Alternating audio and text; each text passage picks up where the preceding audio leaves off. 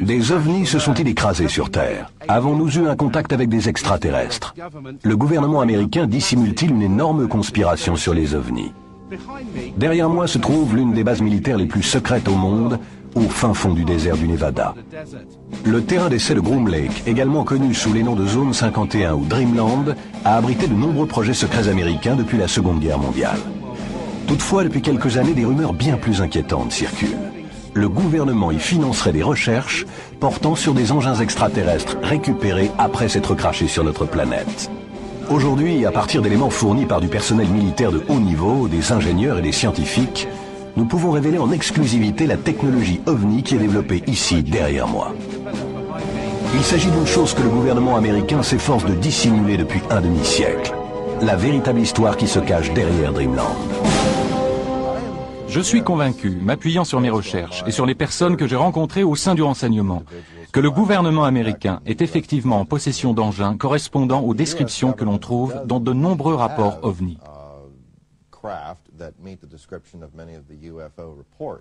Tout le but du projet consistait à s'emparer de cet engin, en particulier celui sur lequel je travaillais, et de tester et reproduire ces systèmes et sous-systèmes avec des matériaux terrestres.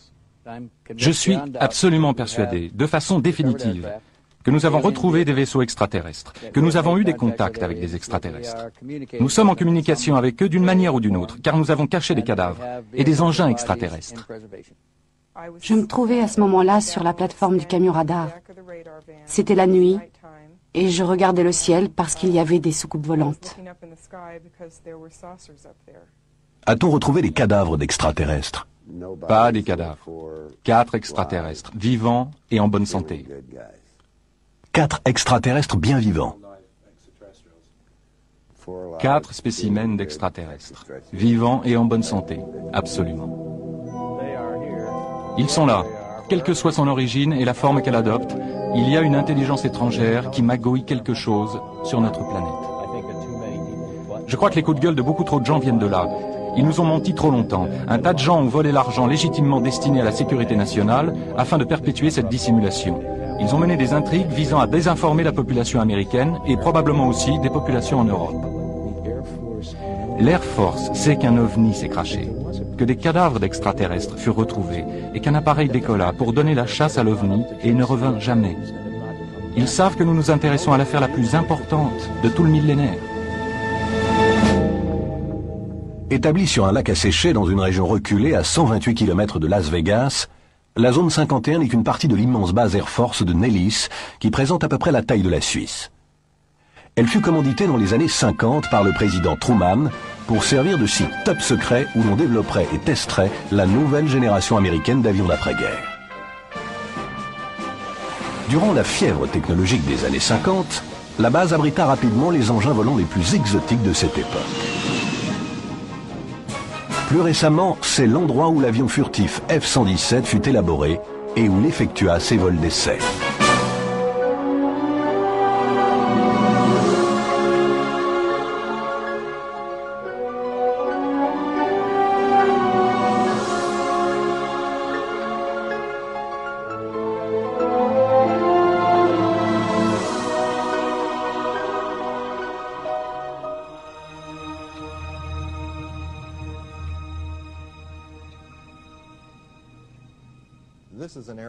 C'est un endroit qui était connu, bien qu'officiellement nié, depuis des décennies. Revenons en arrière, dans les années 40 et 50, avec la mise au point de l'avion espion U-2 et du SR-71. Tous nos appareils ultra secrets ont été mis au point et ont effectué leur vol d'essai dans cette zone précise.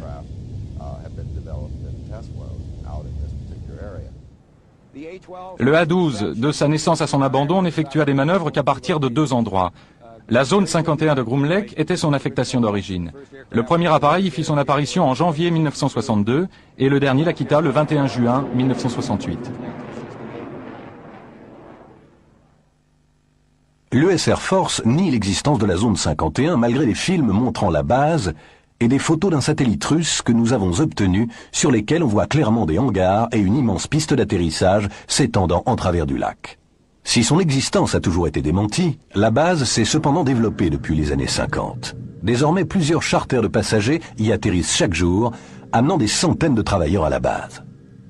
Avec un personnel aussi nombreux, il est évident que les quelques bâtiments pouvant être observés au-dessus du niveau du sol ne sont là que pour masquer de vastes structures souterraines.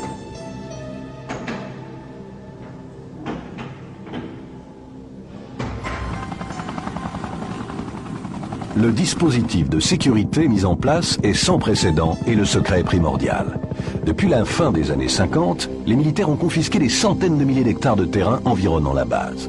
Le périmètre interdit autour de la zone 51 s'étend maintenant à 40 km. Le statut confidentiel de la base est très bien préservé. Et même si des employés parlent des essais des appareils U-2 au cours des années 50, il ne leur est toujours pas permis d'identifier la base par son nom ou sa localisation géographique. Tout ce qu'ils peuvent dire, c'est qu'il s'agit d'un établissement reculé.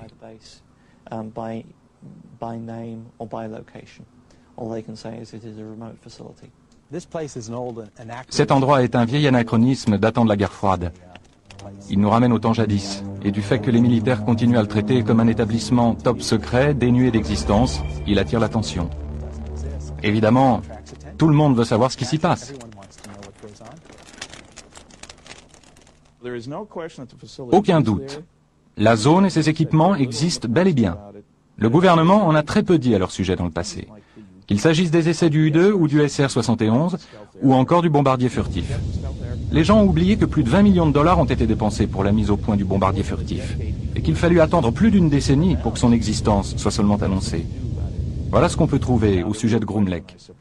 Mais je suppose que maintenant la véritable question c'est, y a-t-il des soucoupes volantes dans le coin? Nous avons décollé afin d'observer la base par nous-mêmes. Volant à une altitude de 3300 mètres, nous sommes maintenant à moins d'1 mille du périmètre interdit. Nous sommes rentrés en contact avec la tour de contrôle et n'avons pas mis longtemps à nous apercevoir que l'espace aérien de la zone 51 était très sérieusement gardé.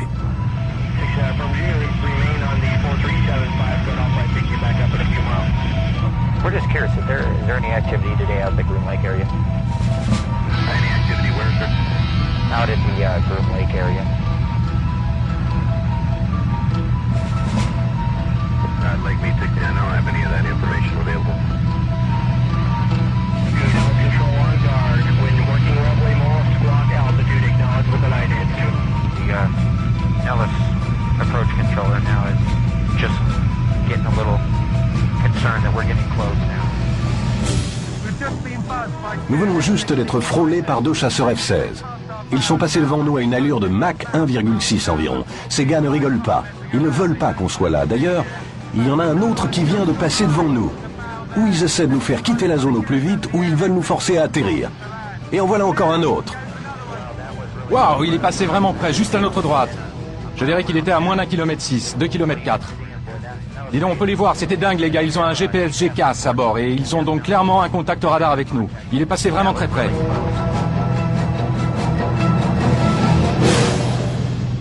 En 1989, un homme fit la lumière au sujet de Dreamland. Il s'appelait Bob Lazar et il prétendait avoir travaillé au site de Groom Lake sur des engins extraterrestres. La base se trouve contre le flanc d'une montagne. Une petite montagne ou une grosse colline. Il y a 9 portes de hangar et ces portes ne sont aucunement des portes métalliques brillant dans le désert. Elles sont peintes ou vaporisées d'une texture sableuse. Et je peux vous l'assurer, c'est afin d'éviter que des satellites ne photographient l'installation, car elles se fondent ainsi dans la montagne. D'après ce que j'ai pu voir, c'était plutôt efficace. La première fois que j'ai conduit dans le secteur, toutes les portes de hangar étaient fermées. Mais à une faible distance, on s'apercevait qu'il s'agissait de portes et qu'elles pouvaient s'ouvrir. Nous avons contourné le flanc gauche de l'installation et là se trouvait l'entrée principale.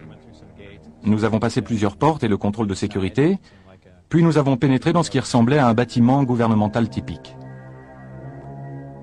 Mon travail fondamental consistait à reproduire des systèmes d'énergie et de propulsion. Et je décidai de commencer en m'attaquant à l'énergie, c'est-à-dire au réacteur qui faisait fonctionner l'engin. Pour ce qui est de l'autorisation dont j'étais muni, connue comme autorisation Majestic, nous n'étions que 22 personnes à la posséder à S4 et à travailler sur l'appareil.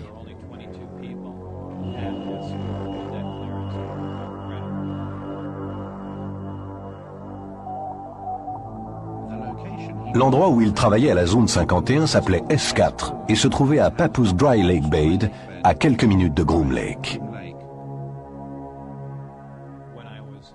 Lorsque j'y étais amené en bus, nous contournions généralement l'installation jusqu'à son flanc gauche et nous rentrions par la porte qui se trouvait là. Et pour la première fois, l'une des portes du hangar, celle tout au bout, était ouverte. Le bus s'approcha, s'arrêta, et visible comme le nez au milieu de la figure, dans le hangar, occupant presque tout l'espace du hangar, se trouvait la soucoupe. On aurait dit quelque chose tout droit sorti d'un film de science-fiction. Et on s'est arrêté, on est sorti. Et pour la première fois, on m'a laissé franchir cette porte. Et tandis que je marchais, je pensais, eh bien voilà le nouvel appareil d'avant-garde sur lequel nous avons travaillé. Et voilà pourquoi les gens continuent à voir des soucoupes volantes. Il s'agissait des nôtres, et nous les mettions simplement à l'épreuve, probablement durant toutes ces années. Et comme je marchais à côté de l'engin, je posais ma main dessus. Je me dis que c'était du métal, parce que c'était froid, et donc je pensais qu'il s'agissait d'une espèce de métal. Et de fait, il y avait une ouverture, car le panneau d'accès était tiré. Et j'ai vu un petit peu en arrière qu'un drapeau américain y figurait. Alors là, j'ai su catégoriquement que c'était quelque chose qu'on avait fabriqué. On me permit à une occasion de rentrer dans l'engin afin de voir la disposition de ces systèmes, afin de vérifier si ceux-ci étaient bien configurés. J'étais bien sûr accompagné à bord de l'engin. Il était à l'évidence conçu pour être piloté par quelque chose de plus petit qu'un être humain normal. On était vraiment à l'étroit là-dedans. Il y avait un niveau inférieur et une partie amovible du plancher se pliait et s'ouvrait, de sorte que je pouvais passer ma tête et le haut de mon torse là-dessous avec une torche électrique, afin de voir comment les amplificateurs de gravité se trouvaient sans dessus-dessous, d'observer la disposition de 3 sièges qui faisaient environ 1/3 ou 1/4 de la taille d'un siège humain normal. À un moment, alors que je me trouvais à bord de l'engin, l'une des arcades devint transparente. Il y avait quelques techniciens en train de travailler sur quelque chose d'autre dont je n'avais pas connaissance. Et tout d'un coup, quelque chose commença à défiler de bas en haut sur les parois. Il aurait donc pu être possible que l'enveloppe de l'engin, lorsque soumise à une influence électrique ou autre, devienne parfois transparente et permette de voir à l'extérieur, ou soit employée comme une sorte d'écran vidéo. C'était vraiment étonnant. Lorsque je suis sorti de l'appareil, ça avait à nouveau l'apparence d'une simple structure métallique.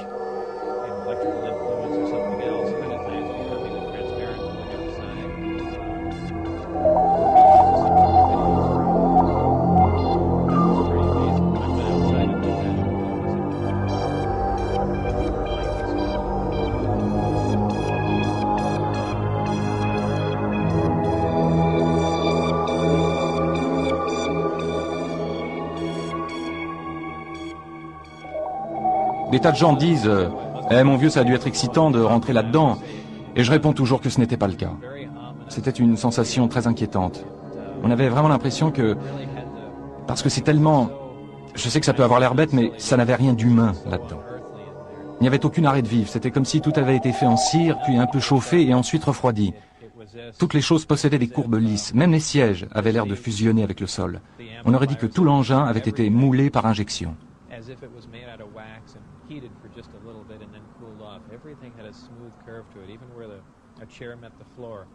Personne, y compris Bob Lazar, ne fut à même d'établir aucun de ses antécédents universitaires ou professionnels.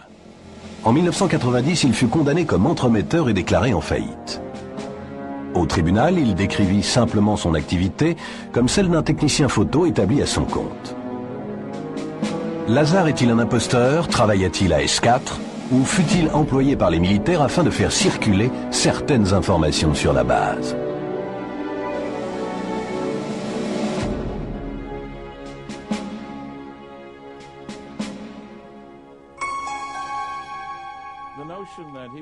L'idée qu'il serait un grand allumé et dans le même temps le parfait scientifique pour bosser sur un tel projet relève de la science-fiction. Primo, il n'y a aucune raison d'affirmer qu'il est un scientifique. Pas de diplôme, pas de papier, pas d'appartenance, rien. Secondo, j'ai travaillé 14 années durant dans la sécurité. Et je peux vous dire que les services confidentiels prennent la sécurité bien plus au sérieux que ça. L'une des choses étranges qu'il affirme, c'est que seulement 22 personnes travaillaient là-dessus. Allez, il y a plus de gens que ça pour travailler sur une nouvelle souricière gouvernementale. Quoi qu'il en soit, ça n'a pas de sens. Vous savez, il y a tous les ingrédients d'un récit rocambolesque, de quelqu'un qui dans sa tête se croit plus fort, plus brillant et plus rapide que tous les autres.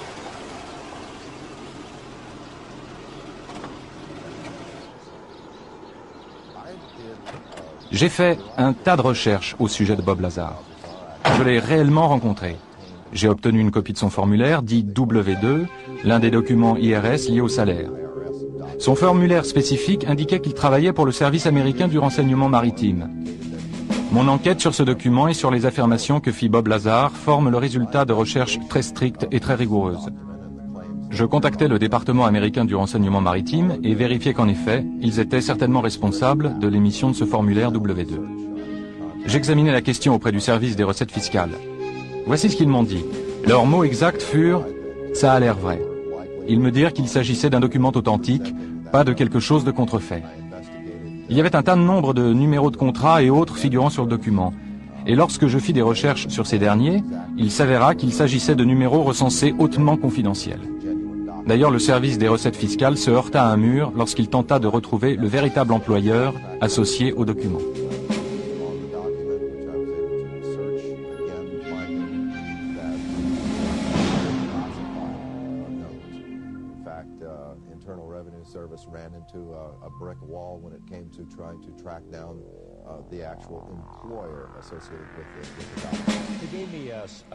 Il m'a donné des informations sur ses antécédents, sur son éducation et sur son passé professionnel. J'ai commencé par les laboratoires de Los Alamos, où il disait avoir travaillé. Je me disais, eh bien voilà un bon point de départ, s'il a travaillé à Los Alamos, c'est qu'il a reçu une formation quelque part, car il n'embauche pas le premier type qui passe. Et s'il a travaillé à Los Alamos, surtout sur des projets secrets, il est au moins raisonnable de supposer qu'il ait pu être embauché ailleurs au Nevada pour y travailler sur des projets similaires. Nous sommes allés à Los Alamos et personne là-bas n'a voulu coopérer.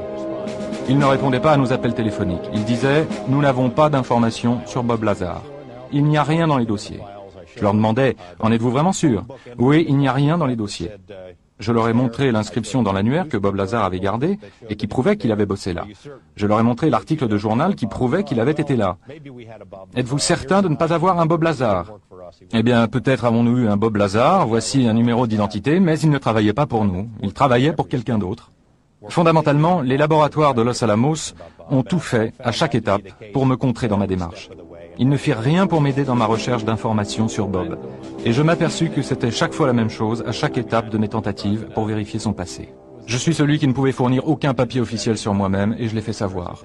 Je n'arrivais pas à me procurer mon extrait de naissance, et c'était l'une des choses qui m'inquiétait, qu'ils puissent tenter de faire de moi quelqu'un qui n'existe pas. Je crois qu'il est très probable que Bob Lazar ait en effet été choisi pour servir de relais à certaines informations relatives à ce projet extraterrestre.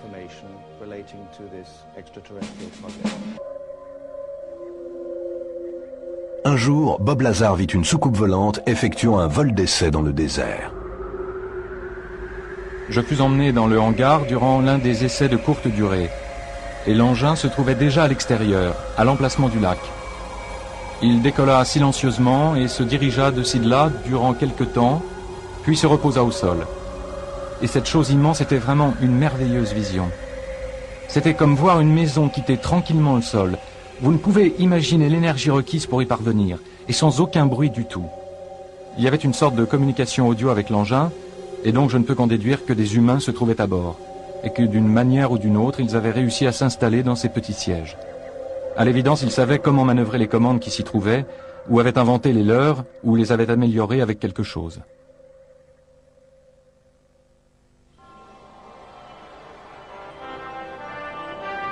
Les missions spatiales Apollo des années 60 provoquaient un engouement des États-Unis pour la conquête de l'espace. Mais tandis que les meilleurs astronautes du pays s'élançaient dans les cieux à bord de fusées conventionnelles, le président était-il au courant de l'existence de soucoupes et de systèmes de propulsion qui étaient littéralement d'un autre monde?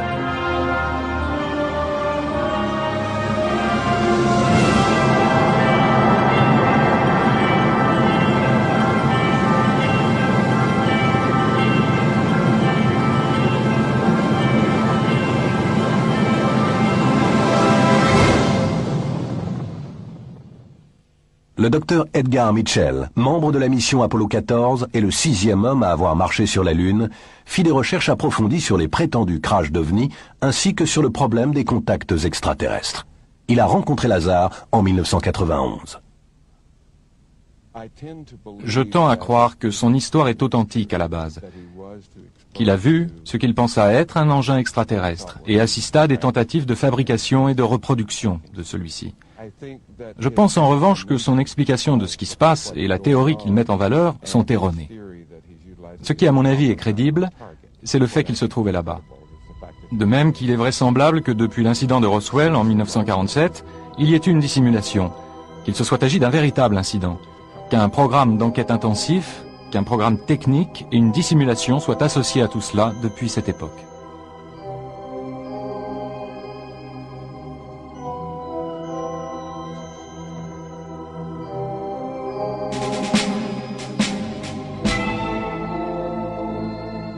Après avoir travaillé à S4 durant plusieurs mois, et en claire violation de ses obligations top secrètes, Bob Lazar décide de parler à son meilleur ami Jen Huff de son travail à la base. Ma réaction fut, sans le presser contre sa volonté, de lui demander qu'il m'en dise le plus possible. Ce n'était pas de l'incrédulité, je voulais vraiment avoir plus d'éléments. Je me suis mis à m'intéresser aux livres sur les ovnis, à considérer les informations d'autres chercheurs pour savoir si quelqu'un d'autre savait quelque chose. Et inutile de le préciser, aucun d'eux ne savait ce que savait Bob.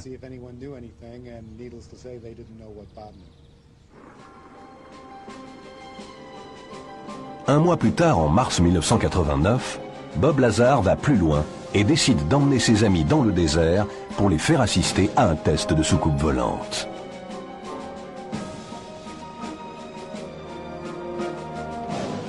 Je me souvenais de la plupart des jours et des heures durant lesquels se produisaient les essais. Je crois me souvenir que c'était un mercredi soir, vers 8 ou 9 heures, en mars 89, il me semble, que nous sommes partis, Jen Huff, mon ex-femme, John Lear et moi. Peu après les horaires de vol habituels, une lumière blanche apparut au-dessus du sol. Demeurant sur place, puis se mit à effectuer une série de manœuvres bien distinctes, passant d'une partie du ciel à l'autre, réalisant d'impossibles manœuvres aériennes. Et à un moment, l'engin s'est mis à luire de manière incroyablement forte. Et nous avons cru, nous qui nous tenions à des kilomètres et des kilomètres de là, que quelque chose allait mal et que l'appareil allait exploser, à tel point que nous sommes tous allés nous réfugier derrière la voiture.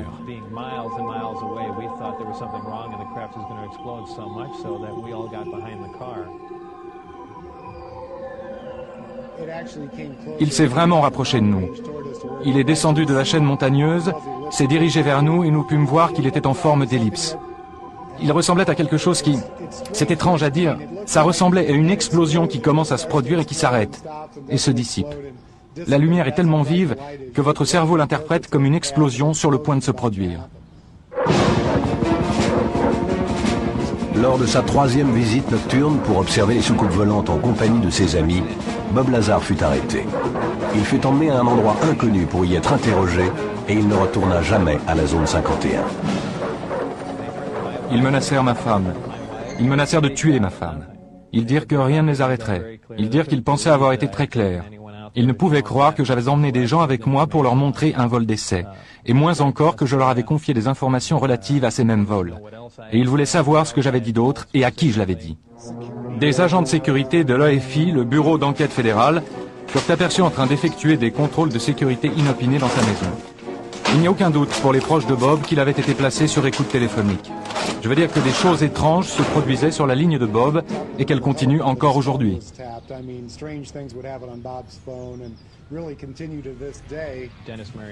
Denis Mariani, qui était mon directeur, me passa un coup de fil. Et tout ce qu'il m'a dit, ce fut « As-tu une quelconque idée de ce qu'on va te faire maintenant ?» Ils étaient furieux. Vraiment furieux. Ils avaient perdu tout self-control. Lorsque vous allez travailler dans ces endroits, vous perdez tous vos droits constitutionnels. Vous signez un document disant que si vous violez votre contrat de sécurité et parlez des projets sur lesquels vous travaillez, alors sans aucun procès, sans aucune possibilité de faire appel, vous allez vous retrouver pour 20 ans dans un pénitencier fédéral. On fait vraiment tout pour que vous gardiez le silence. Nous avons eu un ingénieur qui a travaillé pour cette chaîne de télévision et qui, avant d'être ici, avait travaillé à la zone 51 et avait vu l'un de ses engins sous une bâche, s'aventurant dans un endroit où il n'aurait sans doute pas dû être. Je me suis arrangé pour l'interviewer. Il vit dans une autre ville, d'un autre État. Il accepta à contre-cœur du moment que sa tête ne soit pas visible. L'entretien était censé se dérouler le jour suivant. Ce jour-là, il s'est levé et parti travailler. 2 hommes l'attendaient dehors dans une voiture, parlant sur une radio. Ils l'ont suivi jusqu'à son travail. Et lorsqu'il en est sorti, ils l'ont suivi jusqu'à chez lui sans lui poser la moindre question. Et ce scénario s'est reproduit jour après jour. Ça m'a été très difficile d'en parler. Il me semble qu'à chaque fois que je raconte l'histoire, ça va un peu mieux. Mais la première fois que j'en ai parlé, c'était comme si ma bouche ne voulait pas former les mots, comme si les sons ne voulaient pas sortir de ma gorge. Tout ce que je peux déduire de ça, c'est qu'on m'a fait un lavage de cerveau pour ne pas en parler, pour ne pas m'en souvenir. Et si je m'en souvenais, pour ne jamais en parler à personne. Cet homme est un ingénieur mécanicien de 71 ans qui, comme Bob Lazar, affirme avoir travaillé à la zone 51.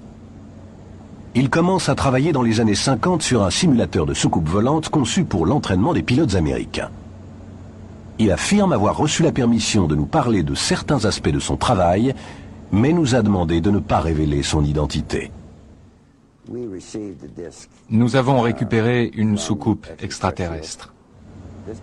Celle en particulier sur laquelle je devais travailler provenait du crash de Kingman et fut par la suite transférée au terrain d'essai du Nevada, dont je n'avais pas connaissance à l'époque. A-t-on retrouvé des cadavres d'extraterrestres? Pas des cadavres. 4 extraterrestres, vivants et en bonne santé. 4 extraterrestres bien vivants. 4 spécimens d'extraterrestres, vivants et en bonne santé. Absolument. Et où furent emmenés ces 4 extraterrestres? Au départ, ils furent transférés au Nouveau-Mexique et quelques mois plus tard emmenés au site du Nevada. L'une des choses sur lesquelles je travaillais était un simulateur de soucoupe volante destiné à entraîner des pilotes à manœuvrer cet appareil d'apparence étrange. Il devait faire voler des hommes et pas des extraterrestres.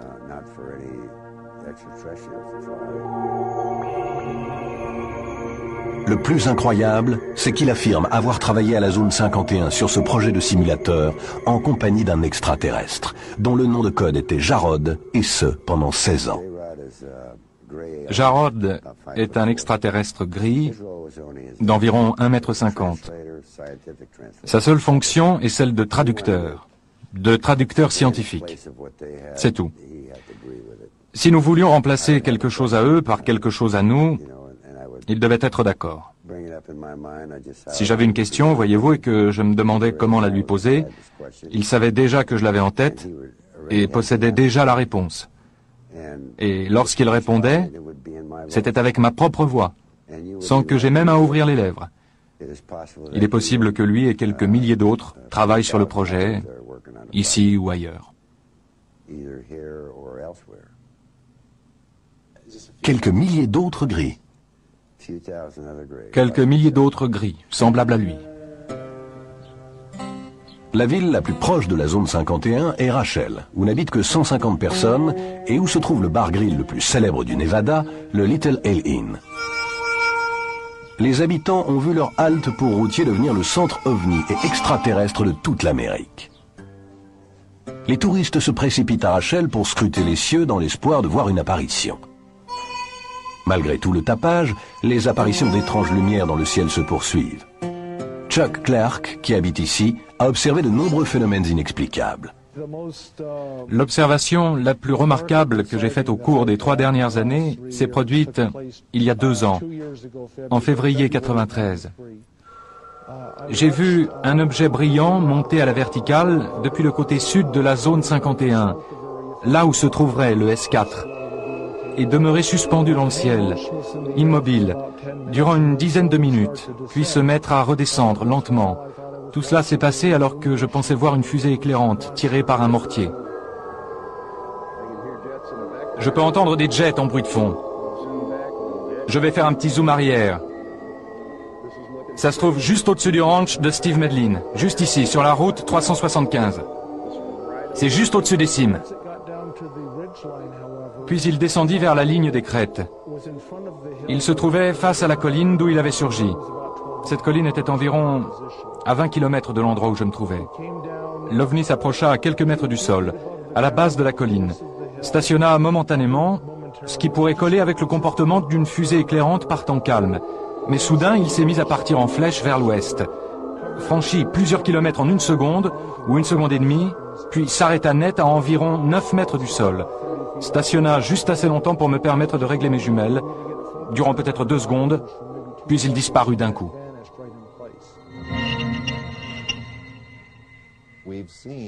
J'ai vu la vidéo d'un appareil qui était lumineux, qui pouvait se déplacer dans le ciel comme une pierre ricochant à la surface de l'eau, ou qui évoquait le fonctionnement d'une machine à coudre. Ce que j'ai pu voir sur les écrans, c'était des séries de lumière ou traits de lumière, tandis que l'objet se déplaçait d'un point à un autre. Il y a eu une distorsion plutôt étrange qu'il est très difficile d'analyser à moins de suivre image par image pour voir ce qui s'est vraiment produit. De cette façon, il est possible d'observer ce qu'on pourrait appeler l'effet de trace du système de propulsion mis en œuvre.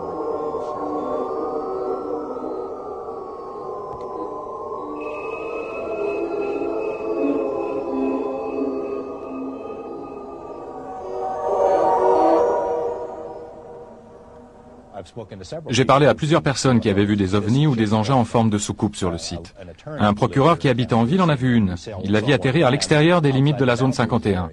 J'ai discuté avec un cadre de très haut niveau qui travaillait pour des gens sous contrat avec la Défense, ici, depuis un certain nombre d'années. Il est issu d'une famille très respectable et de très bonne réputation. Ses références sont au-dessus de tout soupçon. Mais il ne veut pas que son visage ou son nom apparaissent. Il en a vu à plusieurs reprises. Il y avait une certaine diversité d'engins, mais qui ressemblaient tous en général à des espèces de boîtes en fer blanc. Je sais qu'on dirait qu'ils étaient surtout en forme de disque, ou circulaires, comme une lanterne chinoise. Ils apparaissent multicolores avec des lumières qui semblent capables d'absorber la clarté de l'arrière-plan, se fondre en elle. Ils peuvent en quelque sorte se camoufler dans le ciel en absorbant la lumière bleue du ciel et celle des nuages.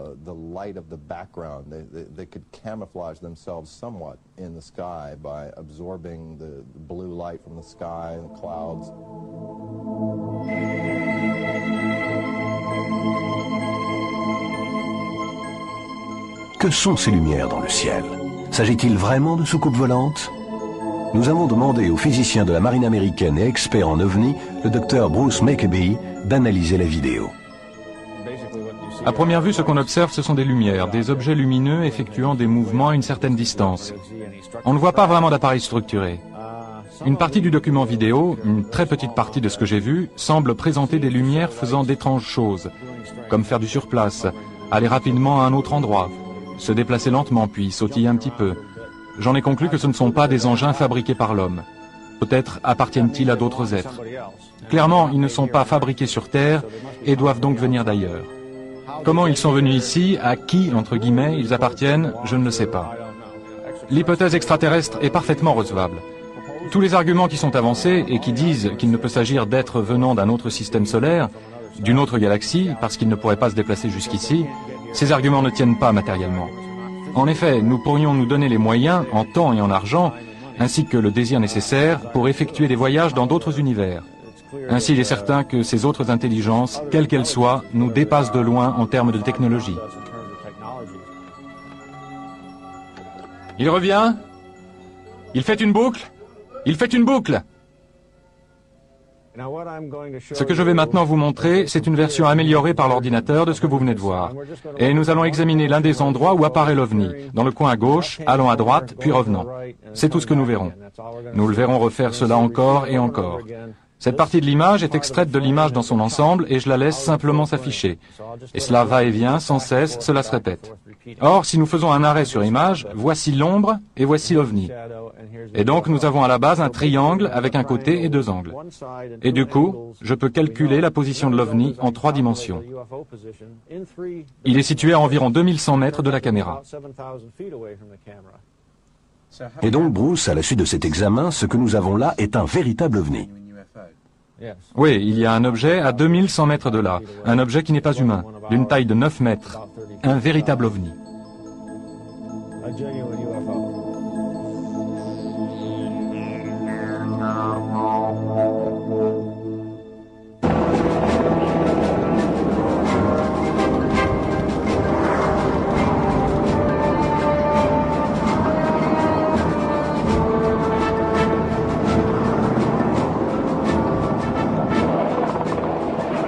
La sécurité de la zone 51 est exceptionnelle.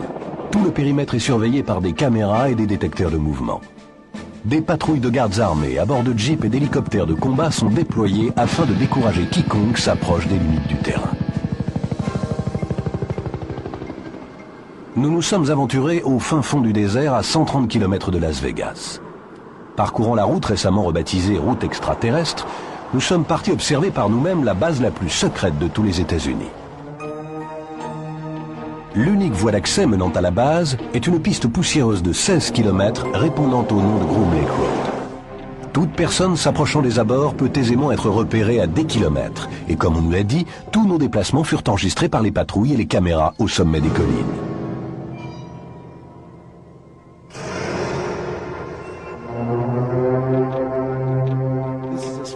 Voilà jusqu'où vous pouvez approcher de la base de Groom Lake. Ces panneaux disent en effet que l'emploi de la force mortelle est autorisé. Il y a des patrouilles de sécurité partout sur les collines.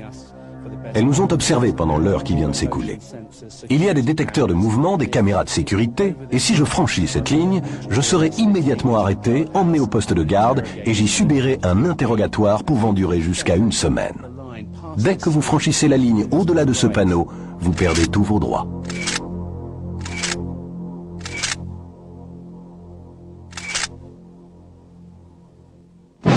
Ce qui m'étonne, Glenn, c'est que l'entrée ici soit si modeste. Il y a ce panneau délabré disant « Usage de la force mortelle autorisée », mais on peut vraiment, si on ne sait pas ce qu'on fait, pénétrer directement dans la base. C'est ça l'idée. Vous ne rencontrerez personne ici, mais si vous entrez dans le poste de garde qui se trouve là-bas, à 1 km et quelques, vous serez immédiatement arrêté pour avoir dépassé ces panneaux. Ils ne veulent pas avoir à répondre aux questions. Alors ils ne mettent aucun vigile. Personne. Et lorsqu'on arrive par la route là-haut, la route extraterrestre, il n'y a pas de panneau indiquant Groom Lake, il n'y a rien? Non, il m'est arrivé d'accrocher un panneau disant base secrète ou base secrète dans cette direction, mais il ne restait jamais très longtemps. Et que ce soit à pied ou en voiture, vous ne pouvez vous approcher davantage de Groom Lake. Nous sommes ici aussi près qu'on puisse matériellement aller. Malheureusement, d'ici, on ne voit absolument rien. À quelle distance effective sommes-nous de la base? Nous nous trouvons à l'instant même à 20 km au nord-nord-est de la base. Et si nous continuons sur cette route, si nous poursuivons notre chemin vers la base au-delà de ces panneaux, nous serons arrêtés. Vous serez intercepté si vous faites 6 mètres de plus. Comme la nuit tombe et que nous sommes bien décidés à observer les équipements secrets, nous nous sommes dirigés vers le pic de Tikaboo qui surplombe la base à plus de 2000 mètres au-dessus du désert. À notre campement, j'ai parlé avec Glenn Campbell, fondateur du centre de recherche de Rachel sur la zone 51. Il a quitté une brillante carrière dans l'informatique pour consacrer sa vie à découvrir la vérité sur Dreamland.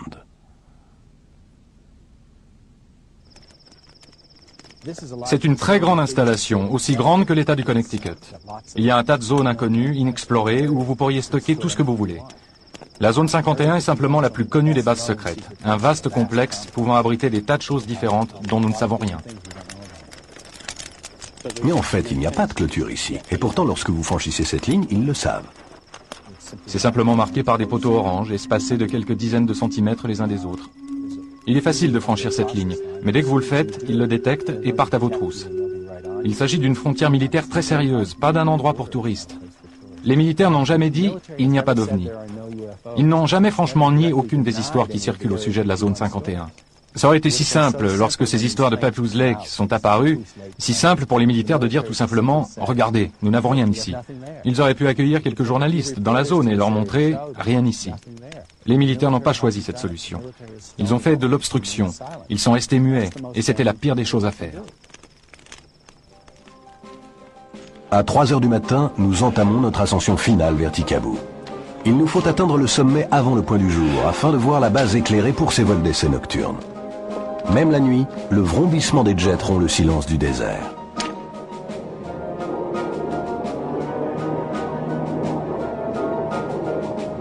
Alors que nous atteignons le sommet, au sein de l'obscurité, nous apercevons clairement la zone 51.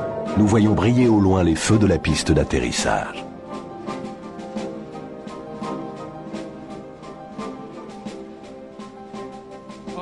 Après une randonnée de plusieurs heures, nous avons finalement établi notre campement ici, à quelques 2000 mètres d'altitude. Et depuis l'aube, nous observons des avions inexistants transportant du personnel inexistant sur cette base inexistante. Le pic de Tikaboo est la dernière position avantageuse et sûre d'où l'on puisse clairement observer Dreamland. Mais combien de temps encore avant qu'il ne soit lui aussi annexé par les militaires ?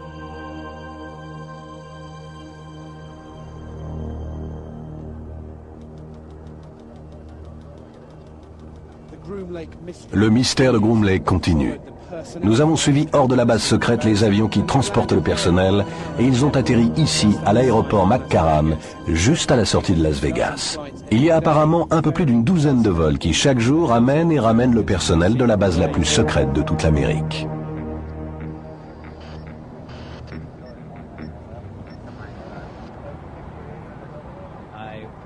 Je pouvais être appelé n'importe quand. La personne au bout du fil pouvait me dire « Monsieur Lazar, il est 4h15 du matin, nous souhaitons que vous soyez à l'aéroport de McCarran pour 5h moins le quart. » L'avion décollait à telle ou telle heure, alors je me rendais là-bas, je me faisais enregistrer, je montais à bord et l'avion décollait pour Groom Lake.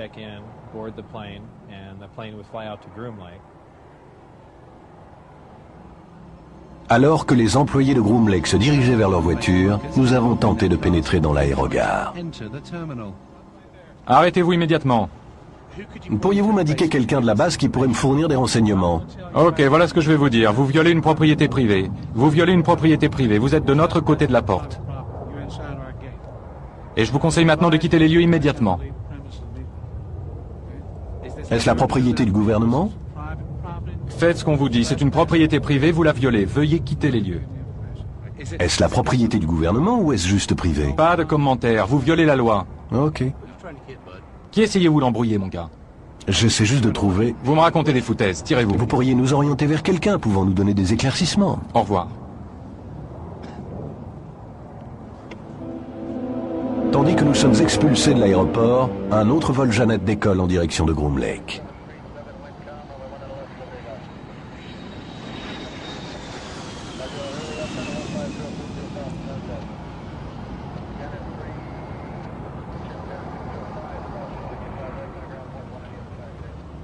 Nos recherches nous ont appris qu'une société privée travaillait avec les militaires américains de la zone 51. Nous pensons qu'il s'agit de la société Projets Spéciaux EG&G. Elle travaille depuis les 50 dernières années sur des projets confidentiels et top secrets en collaboration avec le gouvernement américain et l'on dit qu'elle est propriétaire des vols Janet qui emmènent les employés à la base et que c'est d'elle que proviennent l'appui technique et les dispositifs de sécurité nécessaires à la duplication d'engins extraterrestres. Je ne travaillais pas directement pour EG&G. J'ai simplement eu un entretien dans un de leurs locaux à l'aéroport McCarran. Peu de temps après, on me rappela pour ce nouveau travail à S4 et l'on m'expliqua que cela avait trait à une sorte de système de propulsion par induction. Et j'ai supposé qu'il s'agissait de travailler sur un genre d'avion d'avant-garde. Vraiment, j'étais enthousiasmé par cette situation. Vous devez quitter cette propriété privée. Alors je vous prie de cesser de filmer et de partir, s'il vous plaît. Avez-vous un rapport quelconque avec la base de Groom Lake? Je vous demande simplement de quitter cette propriété. Cette société a-t-elle un rapport avec les avions qui décollent de McCarran?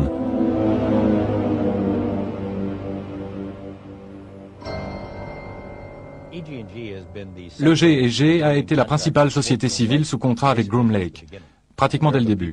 Ce sont des gens qui, comment dire, les militaires vont et viennent, d'autres sociétés sous contrat passent et s'en vont, mais le G&G est sous contrat depuis le tout début. Et donc si quelqu'un sait ce qui se passe, c'est le G&G. Mais ils ne disent rien. Nous avons téléphoné à l'EG&G pour essayer de clarifier leur rôle vis-à-vis de la base. Mais ils se sont contentés de confirmer que la société travaillait sur divers contrats confidentiels pour le ministère de la Défense en divers endroits reculés du Nevada. Ils refusent de s'étendre sur la nature exacte de leur travail, mais affirment que c'est en rapport avec la PEM, la propulsion électromagnétique. Si des engins extraterrestres ont été retrouvés et ensevelis profondément sous le désert du Nevada, alors le pouvoir de divulguer au public une telle information réside quelque part dans les couloirs de Washington. Comme me l'a dit une personne du renseignement, le problème n'est pas d'obtenir l'information, mais de diffuser la vérité.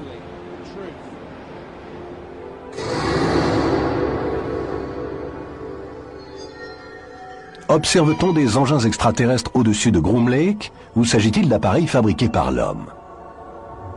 L'armée américaine aurait-elle développé une technologie permettant de construire des soucoupes volantes?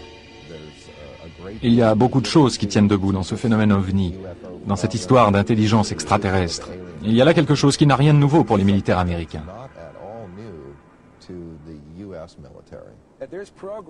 Il existe des programmes sur lesquels ils travaillent actuellement qui sont en avance de 50 ans sur tout ce que vous et moi pourrions concevoir. Les équipes du projet noir œuvrent sans être surveillées par des commissions officielles, ou par le Congrès si vous préférez. Je trouve cela extrêmement angoissant, effrayant. C'est le pire scénario à la Big Brother qui soit. Tout est dirigé par les extraterrestres. Ils nous dépassent à un tel point en termes de technologie que je ne crois pas que nous ayons une seule chance. Je crois que nous n'avons pas encore levé un seul coin du voile au sujet de ce qui se passe ici en matière de soucoupe volante. Il existe un certain nombre d'activités, certaines confidentielles, se déroulant dans ce qu'on appelle souvent le complexe de la zone d'essai de l'Air Force de Nellis. Cette zone d'essai est employée afin de tester divers systèmes et technologies, et pour la mise au point d'opérations indispensables à l'efficacité des forces militaires américaines et à la sécurité des États-Unis. Il y a un lieu de manœuvre près de Groom Dry Lake.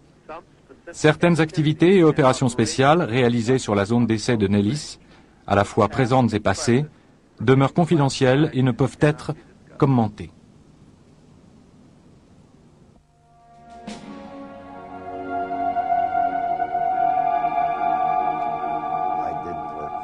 Je ne travaillais pas pour le gouvernement des États-Unis. Je travaillais pour un gouvernement satellite de ce pays. Pour ce qui est du Sénat, le seul qui s'intéressait à tout cela était Bob Dole.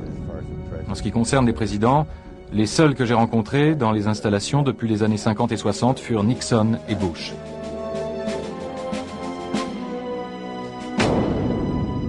Nous avons contacté l'ex-président Bush pour lui demander ce qu'il savait sur les engins extraterrestres retrouvés et sur les recherches menées dans la zone 51. Nous avons reçu une réponse par fax. Malheureusement, nous ne pouvons fournir une réponse aux questions que vous nous avez envoyées. La politique de longue date du président Bush est de ne pas commenter, de ne pas s'adonner à des spéculations portant sur de soi-disant programmes confidentiels de tel ou tel type. Un confident proche de George Bush, ainsi qu'un homme bien au fait de la zone 51, est l'amiral Bob Inman. Ses références sont impeccables. Il fut à la fois directeur du renseignement maritime et de l'Agence de la sécurité nationale, ainsi que directeur adjoint de l'Agence de renseignement de la défense et de la CIA. En 1989, lors d'une conversation téléphonique avec Bob Uxler, il fit allusion à des engins récupérés devenant disponibles pour la recherche.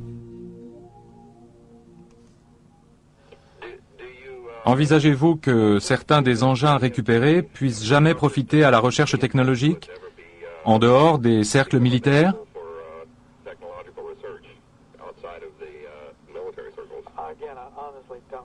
Là encore, sincèrement, je ne sais pas. Il y a environ 10 ans, la réponse aurait été non. Le climat et l'époque ne sont plus les mêmes, et il commence à être plus ouvert à cette idée. Il y a une possibilité. Il savait, d'un point de vue officiel, que ces engins, ces objets existaient, qu'ils étaient détenus par les militaires américains et qu'il existait des projets scientifiques en rapport avec ceux-ci. Je crois qu'il s'agit de la première révélation faite par quelqu'un d'aussi haut placé dans le gouvernement américain, tout spécialement au sein du renseignement, qui de fait reconnaît que nous sommes réellement impliqués, que les ovnis sont réels, qu'ils furent mis au point par une intelligence non humaine et que, d'une manière ou d'une autre, nous sommes rentrés en possession de cette technologie.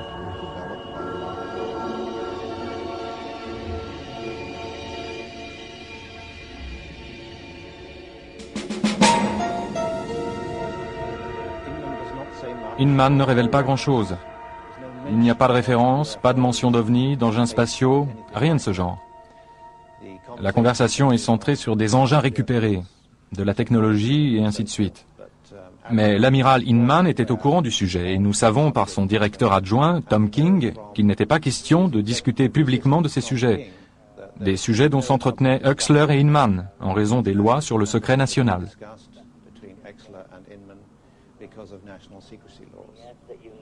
Il a demandé que vous ne le citiez pas et que vous ne mentionniez en aucun cas son nom sans qu'il ait d'abord donné son assentiment. En 1982, Inman quitta l'administration gouvernementale pour devenir président de la Compagnie internationale d'applications scientifiques de San Diego. Chose intéressante, l'un des principaux secteurs de recherche de la compagnie touche au système de propulsion antigravitationnelle, la même méthode de propulsion employée pour les soucoupes volantes sur lesquelles travailla Bob Lazar à la zone 51.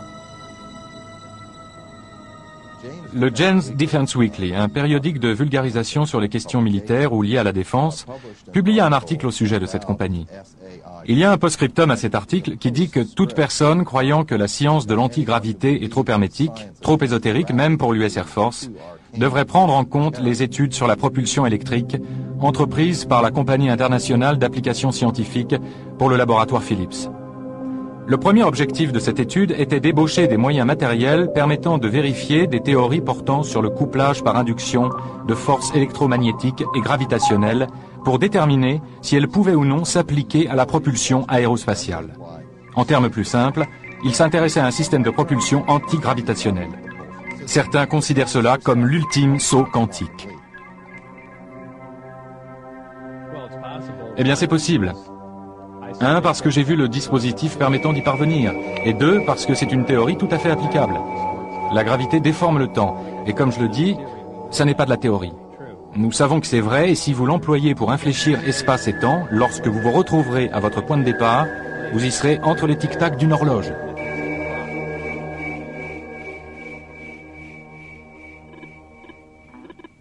Nous avons appelé l'amiral Inman afin de découvrir ce qu'il sait au sujet de la zone 51 et pourquoi sa compagnie travaille sur ce système de propulsion reposant sur l'antigravité.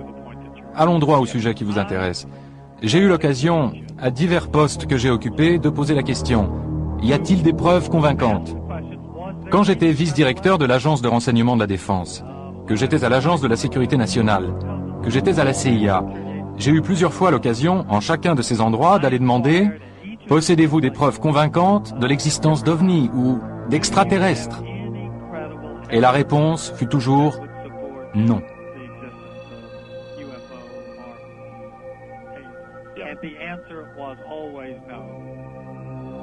L'article paru dans le périodique Jane's mentionne la Compagnie internationale d'applications scientifiques et affirme que certaines des choses sur lesquelles elle travaille relèvent de l'ultime saut quantique. S'agit-il de systèmes de propulsion basés sur la gravité et pouvant nous paraître inédits? Que sont-ils exactement et sont-ils vraiment employés pour propulser des engins volants? Je réfléchis parce que je veux être sûr de ne pas exagérer les faits.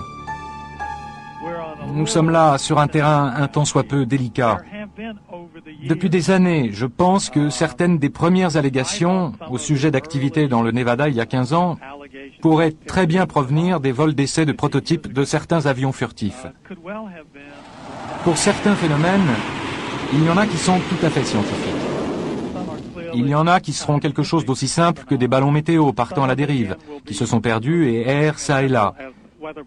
Mais il y a probablement des faits directement liés aux expériences de la fin de ce siècle, relatives à ce que sera la technologie militaire à l'aube du XXIe siècle, en matière d'avions de reconnaissance comme en celle d'avions de combat.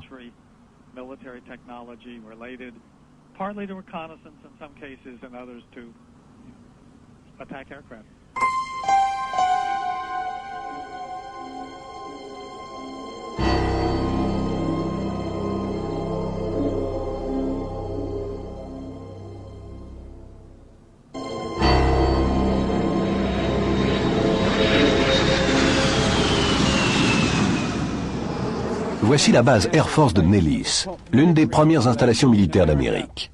Elle est divisée en 4 zones principales. Les zones d'essai de Tonopah et du Nevada, où ont lieu les essais nucléaires américains top secret, ainsi que la zone de bombardement de Nellis, où les derniers jets et bombardiers sont mis à l'épreuve. Elle abrite également la zone 51, et donc, s'il y a des soucoupes volantes effectuant des vols d'essai au-dessus du désert, alors le personnel de Nellis est parfaitement au courant.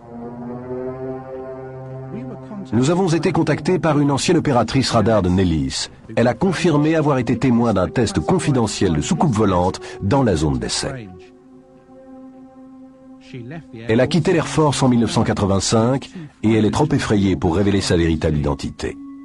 Le test de la soucoupe volante a eu lieu une nuit à quelques kilomètres de la base. Je me trouvais à ce moment-là sur la plateforme du camion radar.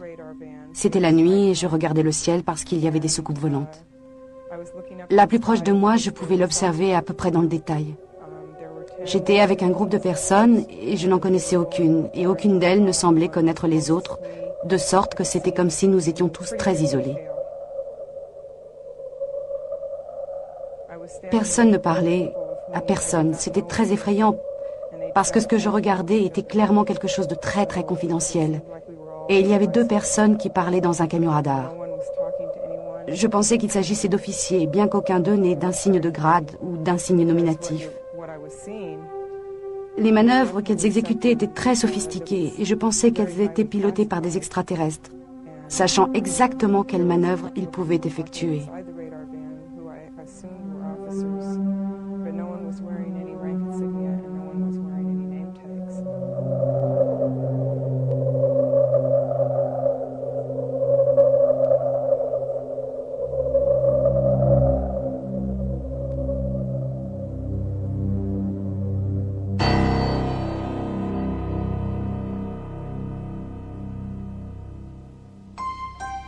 Durant ce test, elle fut emmenée à ce qu'elle pensa être la zone 51.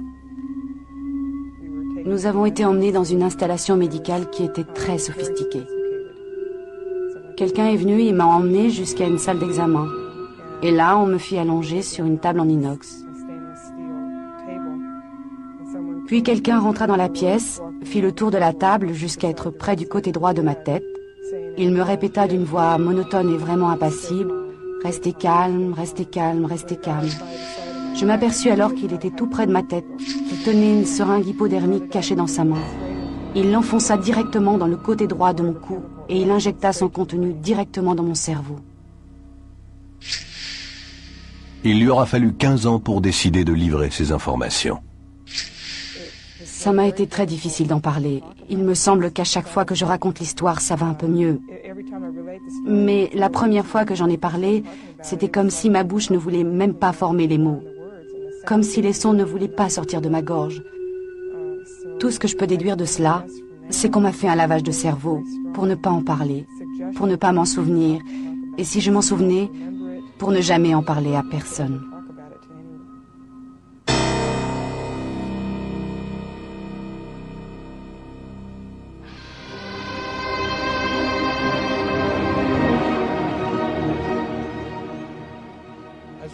Pas plus tard qu'il y a 10 ans, ce Lockheed A-12 qui s'envole de Groom Lake était encore l'un des appareils militaires les plus top secrets de l'US Air Force. Si vous l'aviez observé dans le ciel nocturne, on vous aurait pardonné de le prendre tout simplement pour un ovni. On peut alors se demander combien de centaines de milliers d'observations d'ovnis chaque année ne sont dues à rien d'autre que des engins militaires, et si le grand secret de Groom Lake ne serait pas simplement le descendant au XXIe siècle de cet avion.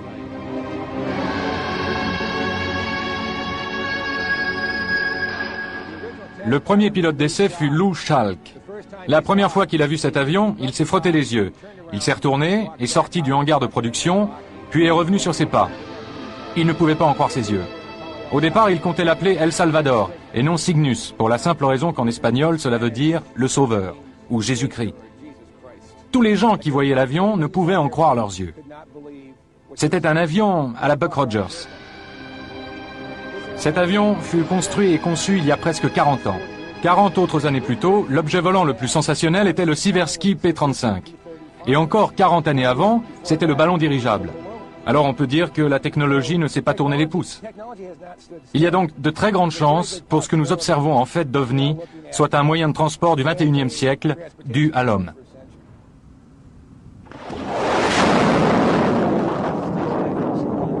L'US Air Force, d'après la dernière demande budgétaire, devrait dépenser à elle seule plus de 11 milliards de dollars dans la recherche, le développement et la production d'armes secrètes d'un genre ou d'un autre.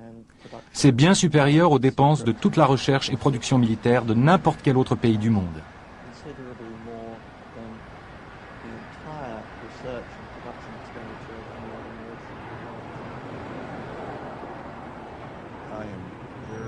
Je suis vraiment inquiet car les équipes du projet noir opèrent sans contrôle des commissions officielles, du Congrès si vous préférez, à l'abri du regard du public, avec des budgets occultes dont personne ne sait où ils vont ni pourquoi ils sont employés.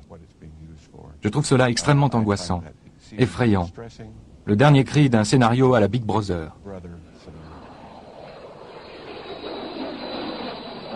Je crois qu'une des meilleures raisons pour tout classer secret est qu'il existe une sorte d'arme vraiment effrayante.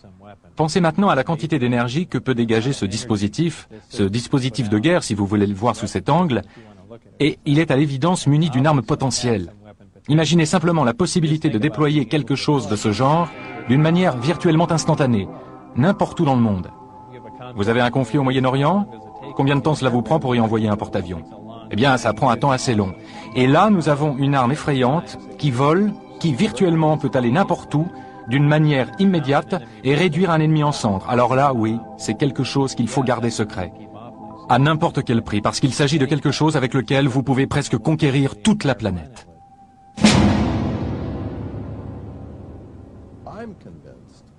Je suis convaincu que des êtres humains construisent des engins volants en forme de soucoupe. D'ailleurs, dès 1960, les militaires américains avaient mis au point un disque pouvant manœuvrer silencieusement. Des soucoupes volantes fabriquées par l'homme existent en effet. Il y a l'Avrocar qui décolla en 1955 dans le secret le plus total, moins de 10 ans après qu'on eût soi-disant retrouvé des soucoupes extraterrestres à Roswell, Nouveau-Mexique.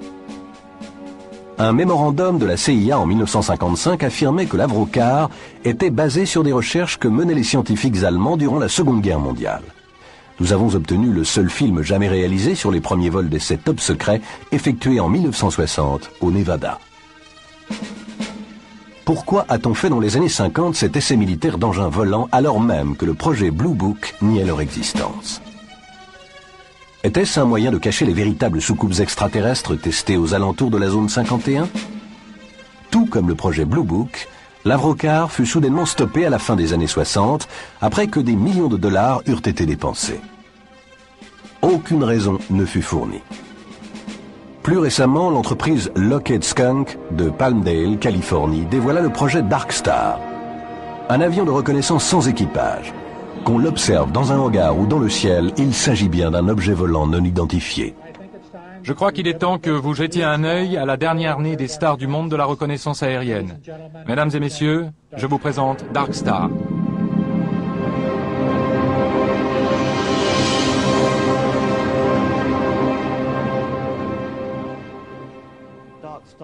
Dark Star est un avion d'apparence très inhabituelle. Il possède une structure en forme de soucoupe et une paire de très longues ailes très minces fixées à l'arrière. Comme beaucoup d'avions furtifs, dont le B-2, son apparence change radicalement selon l'angle sous lequel vous l'observez. Si vous voyez cet avion d'une manière, disons, latérale, vous pourriez penser qu'il s'agit de quelque chose de totalement étranger, n'ayant rien à voir avec aucun engin conventionnel, et certainement plus proche de ce que les gens ont décrit comme étant des soucoupes volantes. Je crois qu'il est fort possible que certaines des choses qui sont actuellement mises au point aux États-Unis soient d'une nature tellement révolutionnaire et encore si secrète que lorsqu'elles sont parfois aperçues, car elles sont inévitablement aperçues à un moment ou à un autre lorsqu'elles sont testées, on peut les prendre pour ce que les gens pensent être des ovnis.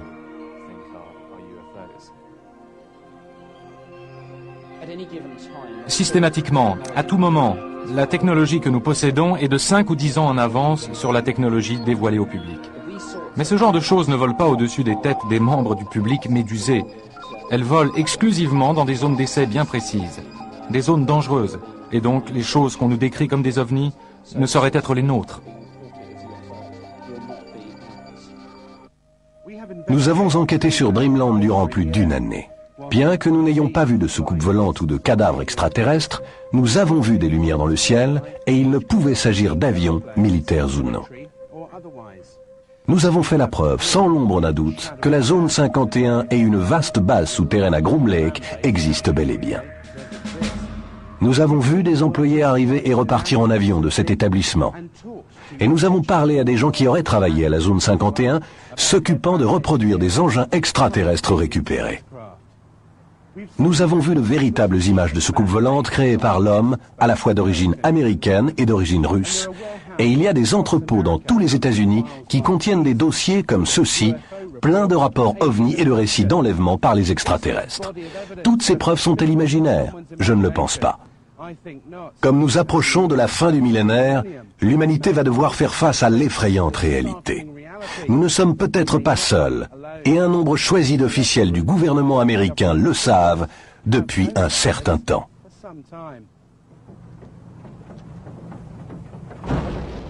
Il m'arrive de penser, comme toutes nos différences entre nations du monde entier disparaîtraient, si nous devions faire face à une menace extraterrestre venant d'un autre monde. Et je vous le demande, une armée extraterrestre ne serait-elle pas déjà parmi nous ?